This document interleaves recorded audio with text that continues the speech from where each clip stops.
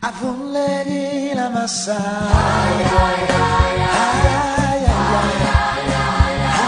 ay, ay, oh, avunlegi la massa.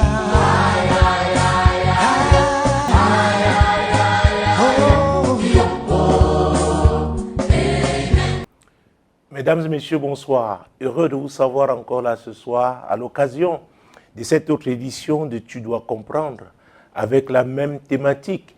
Il y a un temps pour tout. Cette thématique a été tirée du livre d'Ecclésiaste en son chapitre 3, verset 1. Il y a un temps pour tout, un temps pour toutes choses sous les cieux. Ce soir, nous parlerons d'un grand homme, le père de la foi. À un moment donné, la Bible a dit qu'il était l'ami de Dieu. Je veux parler d'Abraham, qui est devenu Abraham plus tard. Nous sommes dans le livre de Genèse. Genèse en son chapitre 17, verset 1. Genèse chapitre 17, verset 1.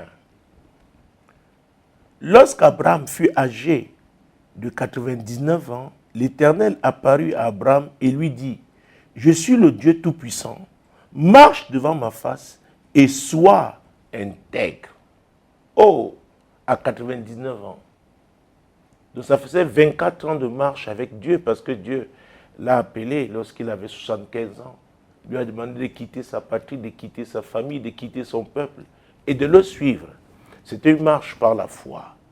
Mais à 99 ans, Dieu évalue, n'est-ce pas, le parcours d'Abraham. Il lui dit, Abraham, c'est vrai que tu as répondu à mon appel, mais il y a un problème dans ta vie. Abraham, tu n'es pas intègre. Marche devant ma face et sois intègre. Sois fidèle, sois loyal.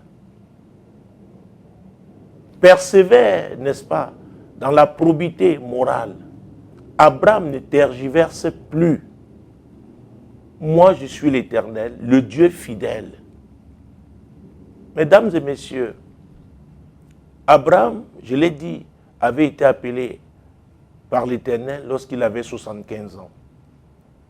Et la promesse que Dieu lui avait faite devait s'accomplir au temps marqué.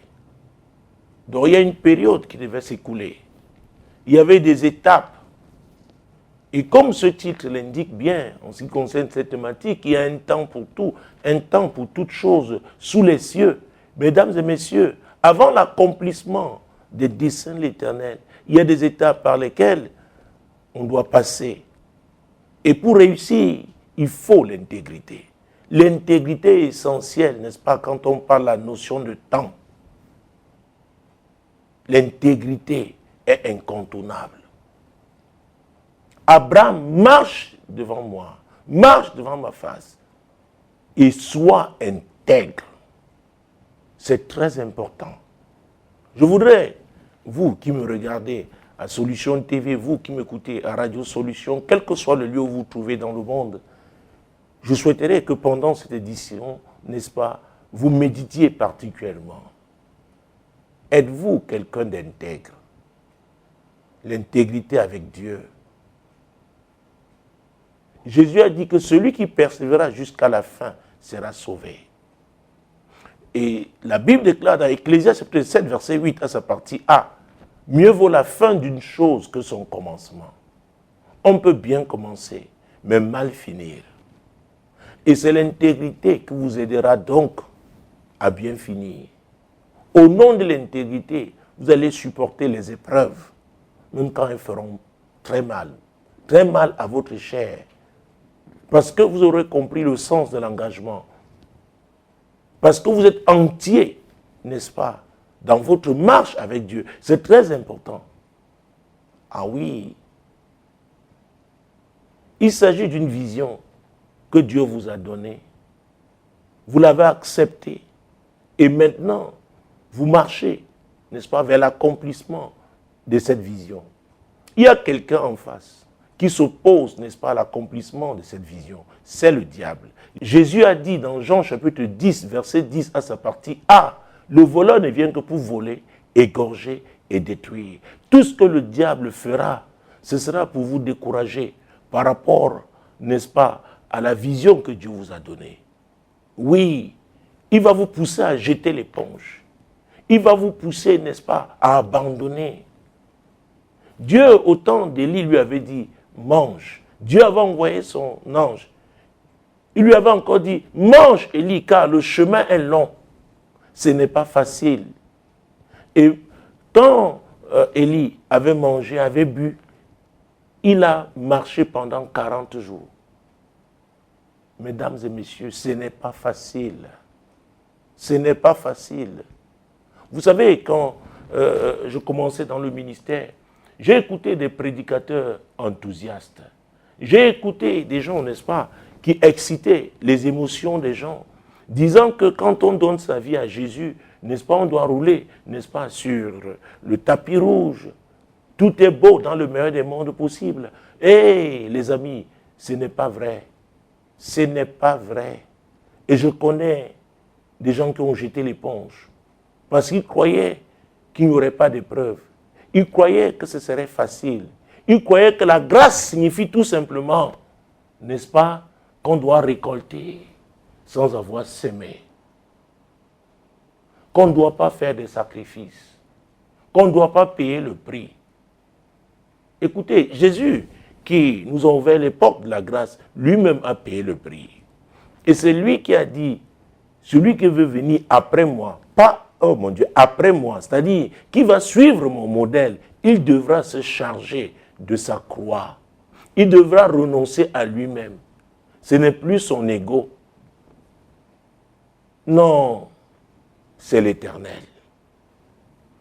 Et c'est lui, l'Éternel, qui a dit, n'est-ce pas, qu'il abaisse ceux qui s'élèvent et il élève ceux qui s'abaissent.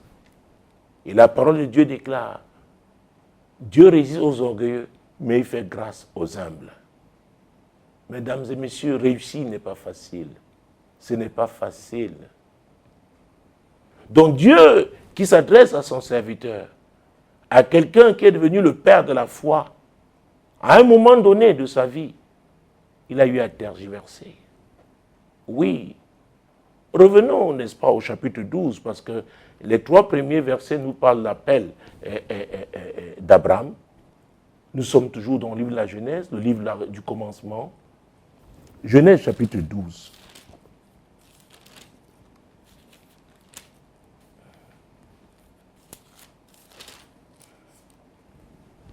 L'Éternel dit à Abraham, va-t'en de ton pays, de ta patrie, et de la maison de ton père, dans le pays que je te montrerai. Je te montrerai, dans le futur. Je te montrerai.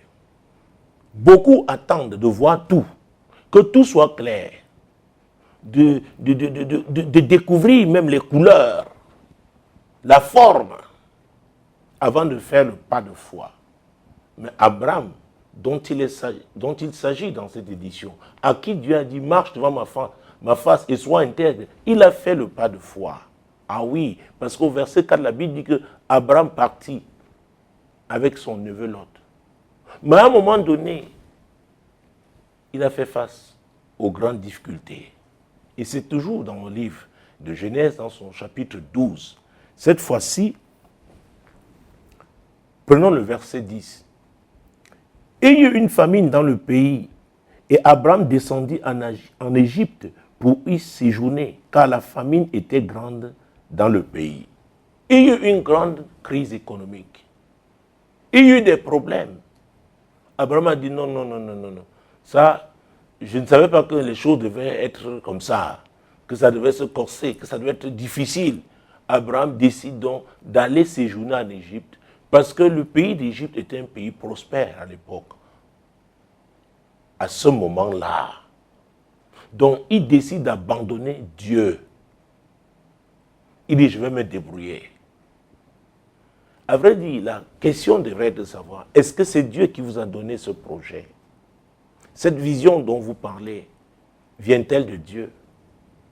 La Bible déclare, ils sont libres de nombre, n'est-ce pas, que Dieu n'est pas un homme pour mentir, ni un fils d'homme pour se repentir. Ce qu'il a dit, il le fera.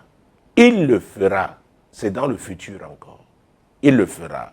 Donc avant qu'il le fasse, avant qu'il n'accomplisse ses promesses, il y a des étapes. Il y a des étapes.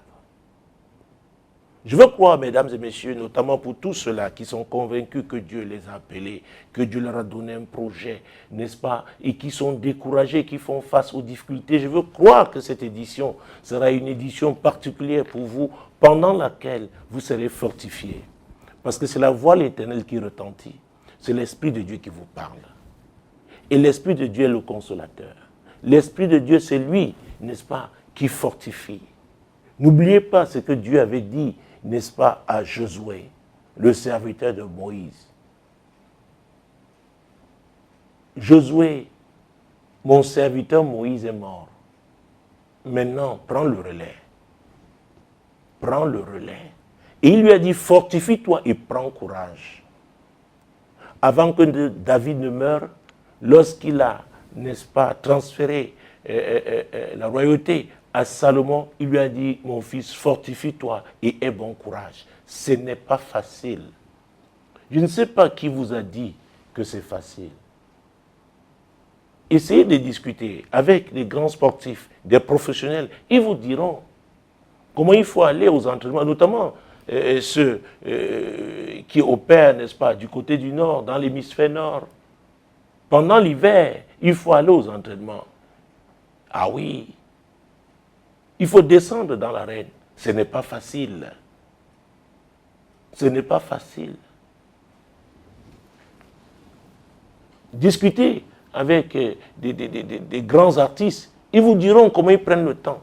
Que ce soit, n'est-ce pas, en matière de peinture, que ce soit en matière musicale. Recevoir l'inspiration et maintenant la matérialiser. Oh mon Dieu, mon roi, ce n'est pas facile, ce n'est facile pour personne. Ça m'amuse souvent quand je vois des gens qui envient d'autres. Ils cherchent, ils voient, ils sont seulement impressionnés, n'est-ce pas, par le niveau, là où ils sont aujourd'hui, mais ils ne s'intéressent pas sur leur parcours. Et c'est pourquoi je conseille aux gens de prendre la peine toujours, n'est-ce pas, d'étudier la vie des grands hommes. Vous verrez aussi qu'ils sont passés par des moments difficiles. Donc, pour vous qui passez par ces moments-là, vous n'êtes pas le premier, vous ne serez pas le dernier. Peut-être quelqu'un va s'inspirer de votre vie, de votre parcours, pour être fortifié, pour être encouragé, pour persévérer. Alors Abraham est allé donc se réfugier en Égypte. En Égypte. J'ai rencontré à l'étranger beaucoup d'Africains qui sont des réfugiés, des gens talentueux, des gens brillants, mais qui ont refusé, n'est-ce pas, d'affronter les réalités africaines. Ah oui, qui ont cru que le meilleur était seulement de l'autre côté. Et je comprends, je n'accuse personne. Mais je pense que parmi ceux-là, il y a une catégorie qui devait rester sur ce continent. Oui, pour payer le prix. Pour payer le prix. C'est très important, mesdames et messieurs. Rien ne se fait sans sacrifice. Et c'est pourquoi j'encourage tous ceux-là, oui, qui acceptent d'affronter les réalités de la vie courante, les réalités de tous les jours. Je les félicite. Je pense, n'est-ce pas, à ces gens qui travaillent la terre. J'ai voyagé sur ce continent, du nord au sud, de l'est à l'ouest. Quand je vois des gens qui refusent de se compromettre, acceptent de travailler durement, n'est-ce pas, pour gagner leur vie, je dis, c'est avec des gens comme ça que l'Afrique va se développer. Mesdames, messieurs, quand on parle des grandes nations du monde, étudiez leur histoire. Étudiez les étapes par lesquelles elles sont passées. Des moments très difficiles. Vous savez, quand je voyage, je trouve toujours un moment pour aller dans les musées. Et parce que je veux découvrir l'histoire, connaître l'histoire des peuples. Et c'est pourquoi je fais très attention aux excitations et d'émotions. On doit être pragmatique. On doit comprendre. C'est pourquoi je ne suis pas de ceux-là qui encouragent la facilité. Il faut travailler dur. Il faut, n'est-ce pas, garder ces grandes valeurs morales, n'est-ce pas, ces grandes valeurs bibliques, n'est-ce pas, chrétiennes, les maintenir, les mettre en pratique tous les jours. Parce qu'à vrai dire, le Dieu qui nous a donné ces principes-là, ce Dieu-là nous aidera à réussir. Vous savez, ce n'est pas le charpentier qui creuse, qui fait la fondation d'une maison. Il y a des gens qui font la fondation. Oui. Ils peuvent aussi monter les murs, mais au moment de faire la charpente, il faudra le charpentier. Il faudra trouver des tôles. Il y a des types de tôles. Il y a plusieurs types. Et ça dépend même des régions. En fonction des réalités climatiques, il y a un type, n'est-ce pas, de recouvrement qu'on choisit pour le toit des maisons. Mesdames et messieurs, vous qui craignez l'Éternel, parce que la Bible déclare que c'est la crainte de l'Éternel qui est le commencement de la sagesse. Donc je m'adresse à ceux-là qui craignent Dieu. Je m'adresse à ceux-là aussi qui ne craignent pas Dieu, mais qui peuvent saisir cette opportunité divine, se laisser convaincre par l'Esprit de Dieu et qu'ils changent pour adopter les principes de Dieu. Ce sont ces principes-là qui nous permettent de bâtir. Parce que la Bible déclare dans le Psaume 127, verset 1 à sa partie A, « Si l'Éternel ne bâtit, ceux qui bâtissent travaillent en vain. » Il est important de connaître le modèle de Dieu et de le mettre en pratique. Et quand vous posez ce fondement-là, mesdames et messieurs, Dieu, parce que c'est son fondement, et parce que vous demeurez intègre, vous persévérez dans l'intégrité, dans la loyauté, dans la vérité, dans la justice. Et c'est lui qui a dit que la justice élève une nation. Alors il accomplira ce qu'il a promis. Abraham, marche devant ma face et sois intègre. À 99 ans, Dieu est obligé de dire à son serviteur, lui rappeler qu'il n'a pas été intègre. Je ne parle pas de religion, non. Je parle des grands principes moraux. Des principes, n'est-ce pas, fondamentaux. Et quand on veut bâtir, il est important de les découvrir et de les mettre en pratique. Retournons à notre lecture. Versets 11 à 16. Nous sommes toujours là dans Genèse chapitre 12. Comme il était prêt d'entrer en Égypte, il dit à Sarai, sa femme, « Voici, je sais que tu es une femme belle de figure. Quand les Égyptiens te verront, ils diront, c'est sa femme, et ils me tueront et te laisseront la vie. Dis, je te prie que tu es ma sœur, afin que je sois bien traité à cause de toi et que mon âme vive grâce à toi. » Alors voilà, à ce niveau, Abraham croit que c'est par sa femme qui pourra continuer de vivre et non par l'Éternel qui l'a appelé. Vous savez, quand vous quittez les rails de Dieu, vous vous fragilisez. Vous allez compter sur les hommes, alors que les hommes passent. Mais la parole de Dieu ne passe pas. Les hommes peuvent être fragilisés. Les hommes, à un moment donné, peuvent être dépouillés de leur pouvoir, de leurs biens, de leur argent, de leur autorité. Ils peuvent perdre toutes ces choses. Mais l'Éternel, qui est le pourvoyeur, qui est le Très-Haut, le Tout-Puissant, personne, il est la vraie source. Donc personne, n'est-ce pas, ne peut le dépouiller. Si vous demeurez intègre, vous demeurez fidèle à sa source, à lui donc qui est la source, alors vous serez toujours fort. Même quand vous passerez par des épreuves, l'Éternel vous soutiendra et vous finirez par avoir la victoire pour sa gloire. Abraham maintenant pouvait compter sur sa femme. Voilà sa stratégie. Vous savez, les hommes ont leur stratégie. Mais je dois vous dire, c'est la stratégie de Dieu qui paye. Et c'est pourquoi, dans une des émissions que j'ai faites, n'est-ce pas, dans le cadre de cette thématique, j'ai insisté plusieurs fois d'ailleurs sur David. David dont la force était de consulter l'Éternel. Il avait l'habitude de consulter Dieu.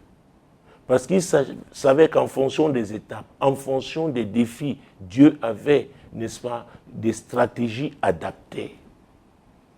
Mais les hommes sont limités. Ils peuvent réussir une, deux, plusieurs fois même, mais il se trouvera un jour, n'est-ce pas, où ils seront coincés. Parce qu'il y a quelqu'un de plus fort devant eux. Mais quand vous avez l'Éternel, il vous donnera toujours la stratégie propice, n'est-ce pas, adaptée, efficace. Parce que vous êtes demeuré humble, soumis à lui. Continuons. Nous sommes au verset 14. Lorsque Abraham fut arrivé en Égypte, les Égyptiens virent que la femme était fort belle. Les grands de Pharaon la virent aussi et la vantèrent à Pharaon, et la femme fut emmenée dans la maison de Pharaon.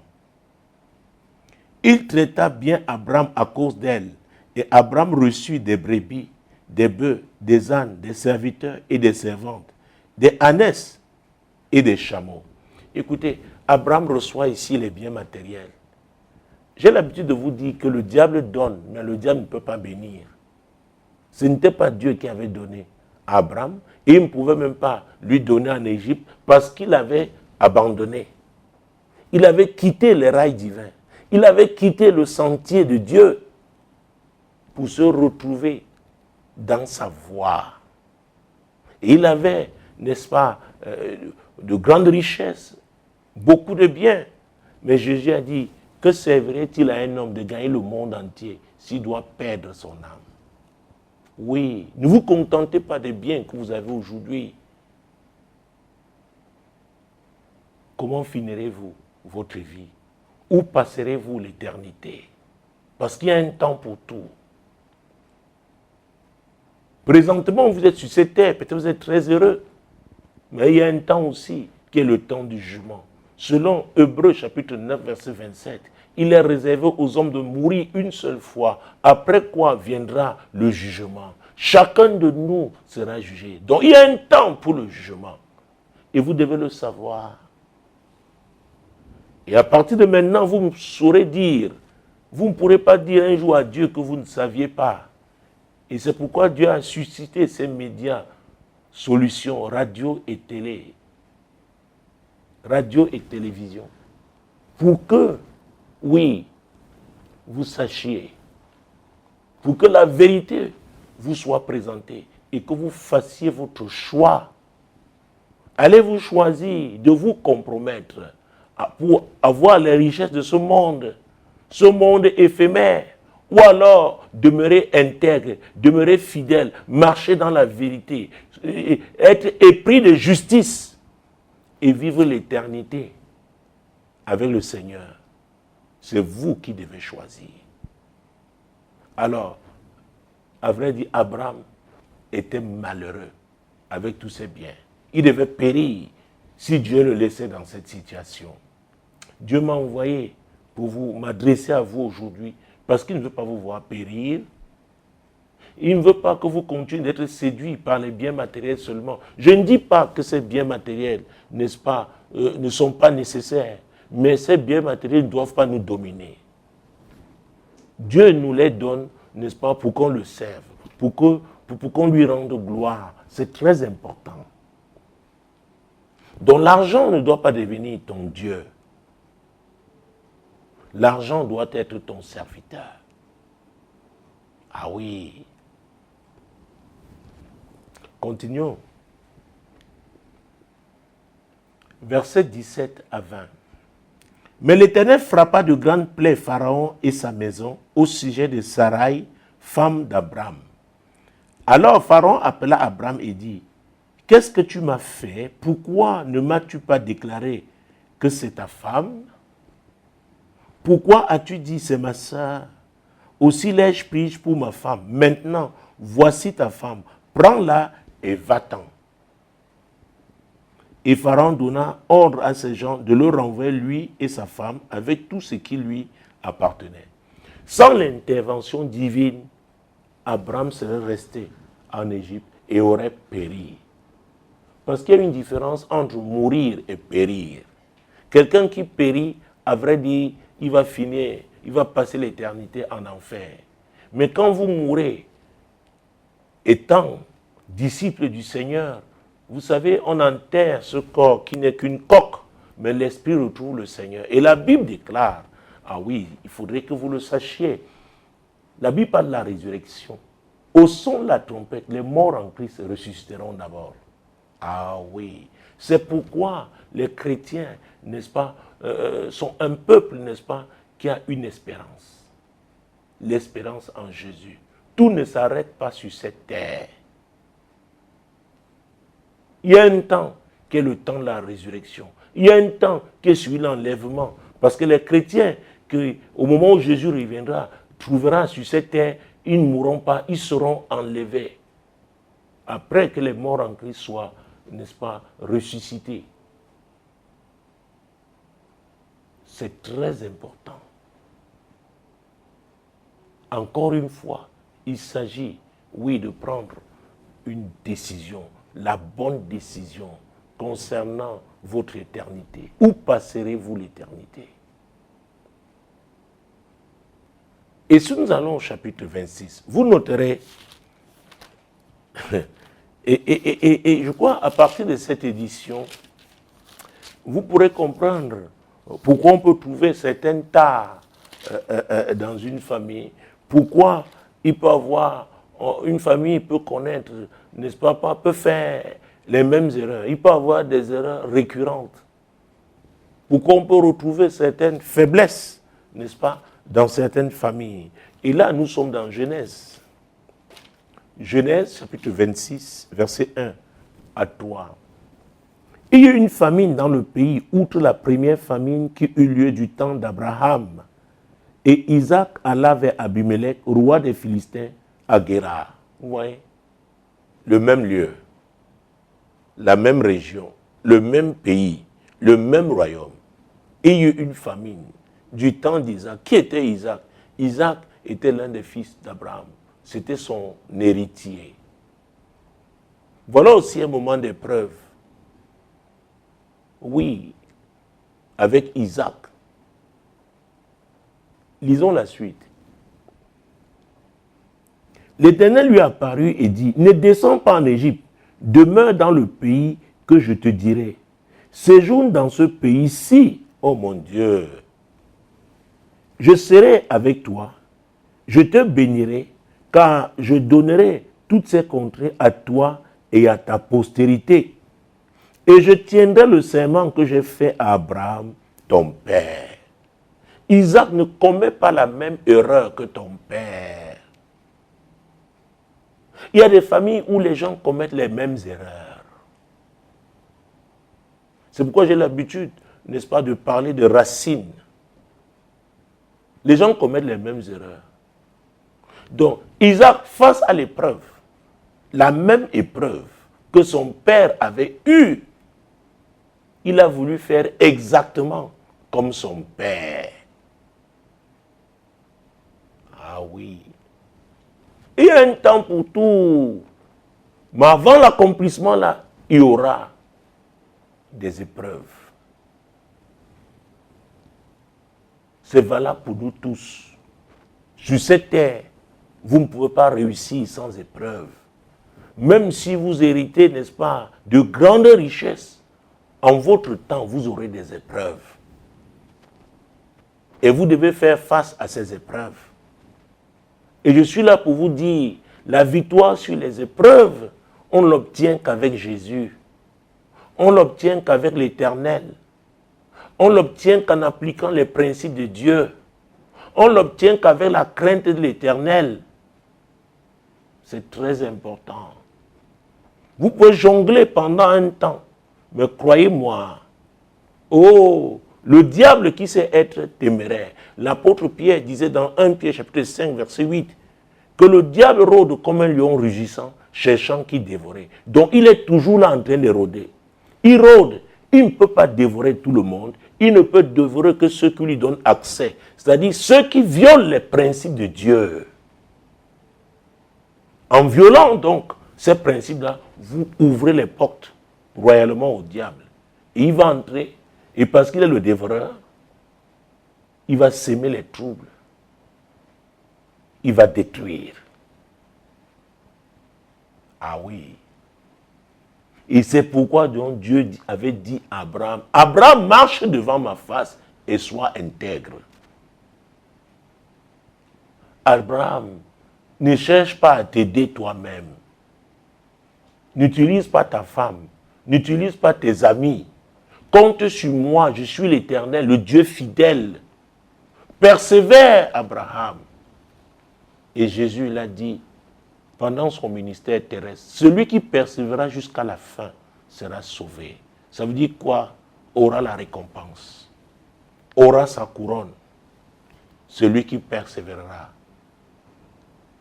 Donc, le temps de Dieu, le temps marqué pour la bénédiction, pour la gloire, oui, ce temps-là est précédé d'épreuves. D'épreuves difficiles. Ah oui, j'ai l'habitude de parler des larmes, qu'il y a deux types de larmes. Il y a des larmes de tristesse, il y a des larmes de joie. Avant les larmes de joie, il y a des larmes de tristesse. Mais on doit se fortifier, s'appuyer sur l'Éternel, s'appuyer sur Dieu.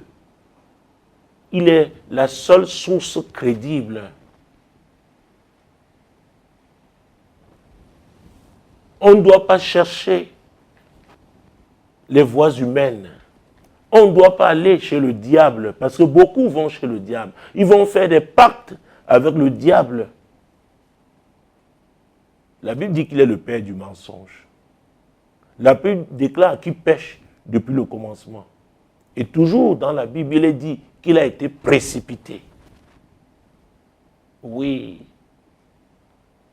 Il est un ange déchu.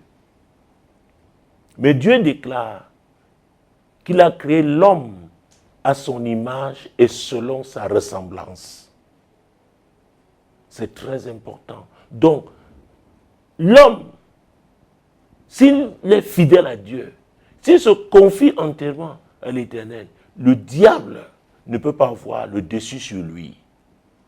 Et c'est pourquoi le diable utilise toutes, n'est-ce pas, les méthodes d'intimidation, les méthodes de frustration. Il vient avec des afflictions. Parce qu'il sait que nous sommes aussi faits de chair. Mais ce qui est le plus important en l'homme, c'est l'esprit. C'est l'esprit. C'est pourquoi on doit spirituellement se fortifier. Le Saint-Esprit est l'esprit de force. Il encourage. Il inspire. Il console. Il est encore appelé le consolateur. Mais aussi, il est important de le savoir, il est l'esprit de vérité.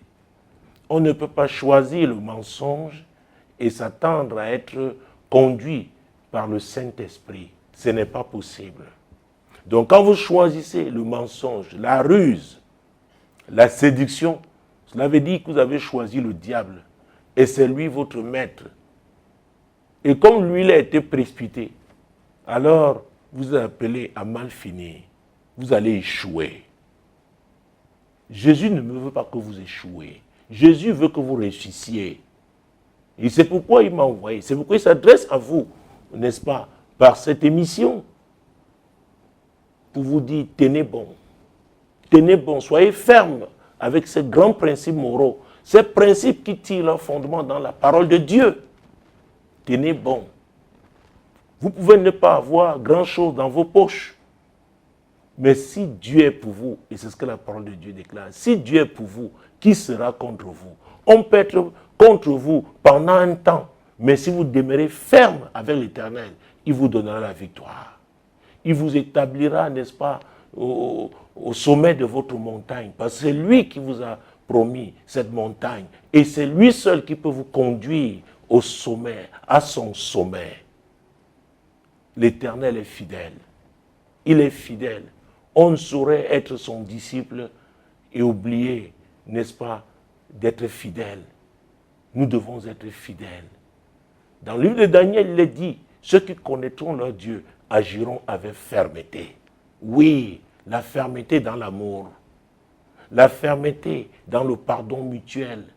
La fermeté, mon Dieu, mon roi, Jésus-Christ de Nazareth, dans la solidarité, la générosité. C'est très important. La fermeté dans la justice. La fermeté dans la vérité. Vous savez,